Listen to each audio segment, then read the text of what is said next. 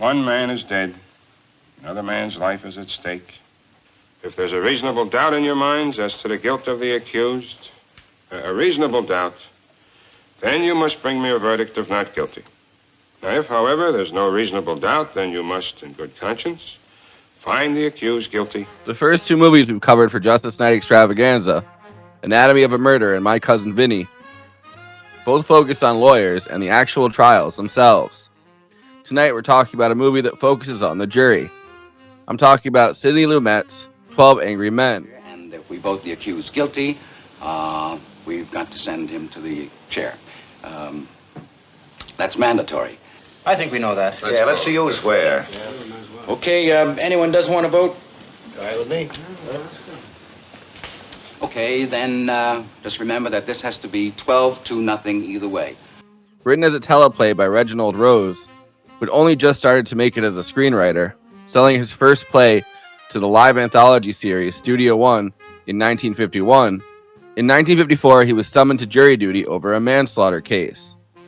And an 8-hour argument that the jury got into inspired him to write 12 Angry Men. He realized very few people ever really serve on one of those crucial juries, and wanted people to better understand the mechanisms and the weight of jury duty. Franklin Schaffner, who would go on to direct Planet of the Apes, Papillon, and Patton, directed the first live version of 12 Angry Men on Westinghouse Studio One on CBS.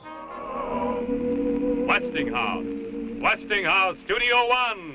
Power to serve the nation's defense. Starring Robert Cummings as Juror 8 and Franchot Tone as Juror 3.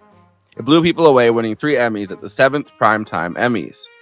Robert Cummings won Best Actor in a Single Performance, Franklin Schaffner won Best Director, and Reginald Rose won Best Written Dramatic Material. I got a kid. When he was 8 years old, he ran away from a fight. I saw him.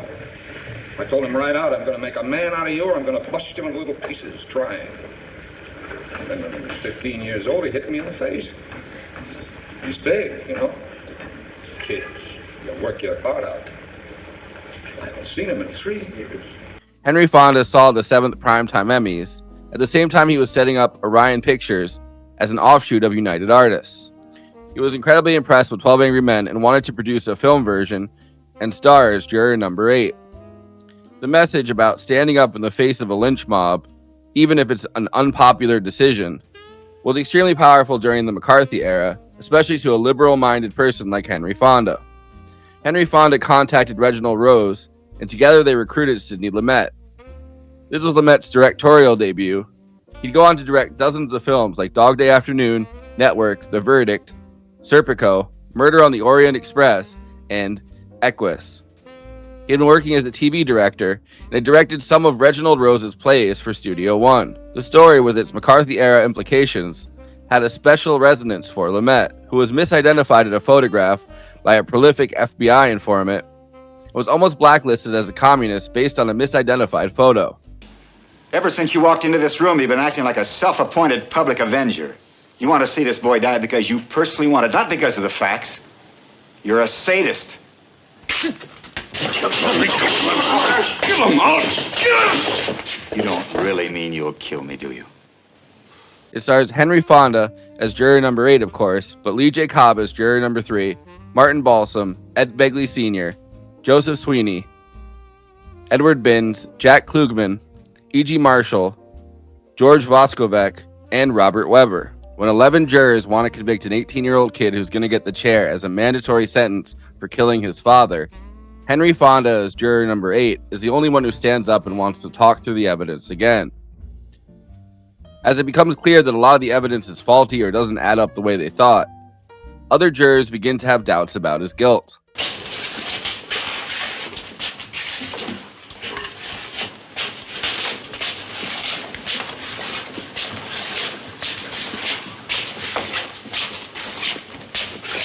Lock, door, stop. Right. What's the time? Exactly 41 seconds. In that way, it serves as both an instructional guide about the purpose of jury duty, but also as a metaphor for the times and standing up against easy political headwinds. I think that Sidney Lumet was an excellent choice for a director. His work would become known for its inherent realism and for its working-class performances and themes. Both are on full display here. These characters range across the socioeconomic spectrum, a guy from the slums, an advertising guy, the type of angry working class guy who would form the backbone of the conservative movement. The working class is not a monolithic group. And the visual realism. Sidney Lumet, future cinematographer, would go on to say, Sidney flips if he sees a look that's too artsy. 12 Angry Men is a very contained teleplay, and I'm glad they didn't screw with that when it came to making it into a movie. They also weren't afraid to make sure we felt the heat and the lack of air conditioning, with sweat dripping down all of the men's faces, even juror number 4 who claims he doesn't sweat, as a way to show us how much the odds are against the jury even staying in this room to start with. The film was nominated for Best Director, Best Picture, and Best Screenplay at the 30th Academy Awards, and is the second best courtroom drama according to AFI's top 10 list, second only to To Kill a Mockingbird. We can assume that the body hit the floor just as the train went by. Therefore, the train had been roaring by the old man's window a full 10 seconds before the body hit the floor. The old man, according to his own testimony, I'm going to kill you, body hitting the floor a split second later, would have had to hear the boy make this statement with the L roaring past his nose. It's not possible he could have heard it.